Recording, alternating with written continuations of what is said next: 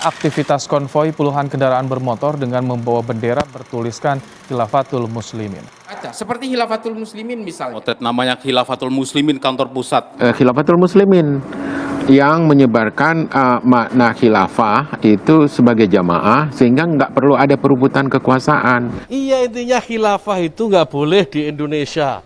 Lantas seperti apa pemikiran dan gerakan Khilafatul Muslimin? Pertanyaannya nih, yang dikhawatirkan apanya? Khilafah itu dalam pandangan Islam melaksanakan Islam dengan murni. Apa itu salah? Benarkah gerakan khilafah ini sudah membahayakan NKRI?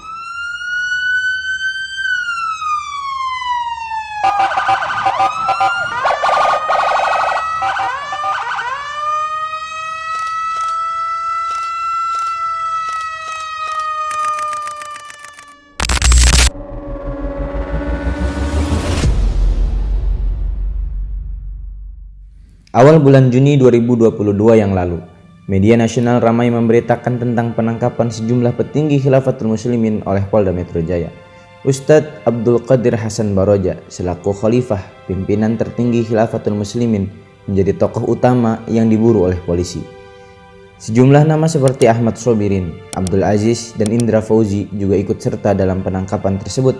Bahkan pengurus Khilafatul Muslimin di daerah seperti Medan, Jawa Timur, Jawa Tengah, Jawa Barat, Sulawesi, dan Bangka Belitung juga tidak luput dari penangkapan. Penangkapan ini adalah rentetan dari acara konvoi motor yang dilaksanakan oleh berbagai perwakilan Khilafatul Muslimin di Jawa dalam rangka melakukan syiar atau dakwah khilafah.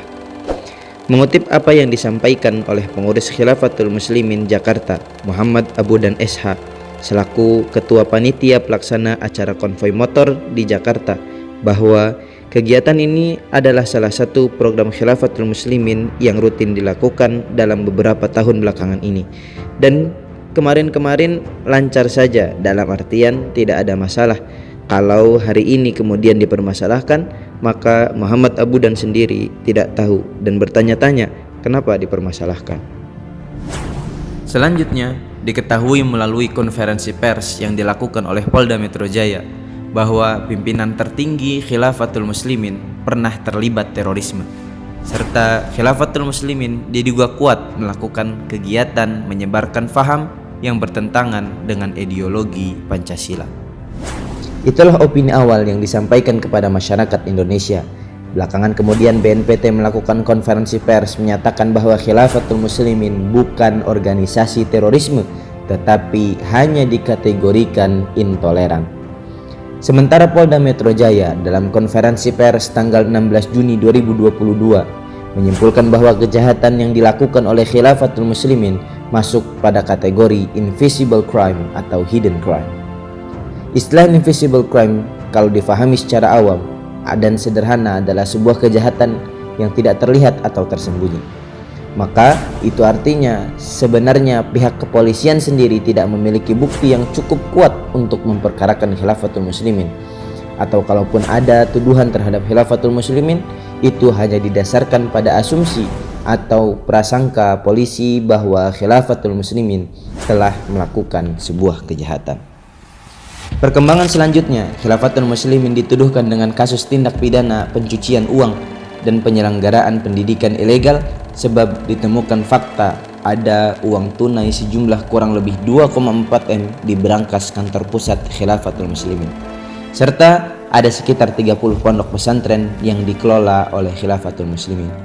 Padahal menurut informasi valid yang kami dapat dari orang dalam Khilafatul Muslimin, itu adalah uang infak dan sedekah dari warga Khilafatul Muslimin yang digunakan untuk membiayai operasional jamaah dan pondok pesantren.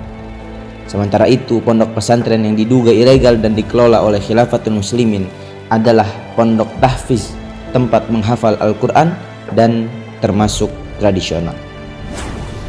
Setelah 8 bulan menjalani proses hukum, maka bulan Februari 2023, PN Bekasi mengeluarkan putusan vonis 10 tahun penjara dan denda 50 juta rupiah terhadap pimpinan tertinggi Khilafatul Muslimin Ustadz Abdul Qadir Hasan Baroja, serta uang infak sebesar 2,4 M disita negara. Sumber terpercaya di Khilafatul Muslimin ketika dimintai tanggapan terhadap vonis ini, mereka menyatakan banding dan akan segera mengurus ke Pengadilan Tinggi Jawa Barat. Adapun kepada Ustadz Abdul Qadir Hasan Baroja, ketika dikonfirmasi rencana banding, beliau menyampaikan bahwa proses banding, kasasi, atau bahkan PK nantinya adalah dalam rangka memperluas jangkauan dakwah Khilafatul Muslimin, bukan dalam rangka mencari keadilan atau juga agar hukumannya dikurangi, karena beliau meyakini bahwa nasib manusia di dunia ini sudah ada ketetapannya dari Allah. Termasuk penangkapan dan penahanan dirinya saat ini hanya terjadi karena memang dikehendaki Allah Subhanahu wa Ta'ala. Adapun beberapa lama proses penahanan, entah itu setahun, 2 tahun, 5 tahun, atau 10 tahun sekalipun, sudah ada hitungannya dengan tepat oleh Allah Subhanahu wa Ta'ala. Ustadz Abdul Qadir Hasan Baroja menginginkan agar dakwah Khilafatul Muslimin bisa tersampaikan dengan jelas kepada umat, baik tingkat nasional ataupun internasional. Sementara itu, aktivitas jamaah warga Khilafatul Muslimin setelah penangkapan sampai saat ini secara umum terlihat normal dan biasa saja. Meskipun ada di beberapa tempat anggota jamaah Khilafatul Muslimin mengurangi penggunaan identitas warna hijau putih yang menjadi ciri khas mereka. Saya berjamaah dalam wadah Khilafatul Muslimin adalah dalam rangka beribadah melaksanakan perintah Allah Subhanahu wa Ta'ala. Sama seperti sholat, karena ada perintah sholat, maka saya sebagai muslim ya harus sholat kan. Atau puasa Ramadan, karena ada perintah untuk berpuasa di bulan Ramadan, maka saya membuktikan komitmen keimanan saya kepada Allah Subhanahu wa Ta'ala dengan berpuasa. Begitupun dengan berjamaah dalam wadah khilafah. Kenapa saya tetap berjamaah? Ya karena ada perintah bersatu atau berjamaah dan larangan berpecah belah dari Allah. Begitu penjelasan dari Bapak Handoyo ketika ditanya kenapa masih aktif di Khilafatul Muslimin. Negara menjamin kemerdekaan tiap-tiap penduduk untuk memeluk agamanya masing-masing dan beribadat menurut agama dan kepercayaannya itu. Kalimat ini termaktub dalam batang tubuh Undang-Undang 1945 pasal 29 ayat 2. Jadi karena saya meyakini kalau berjamaah dalam sistem khilafah adalah bentuk ibadah melaksanakan perintah Allah Subhanahu wa Ta'ala untuk bersatu, tentunya secara hukum saya dilindungi oleh undang-undang, ya kan? Tutup Bapak Handoyo.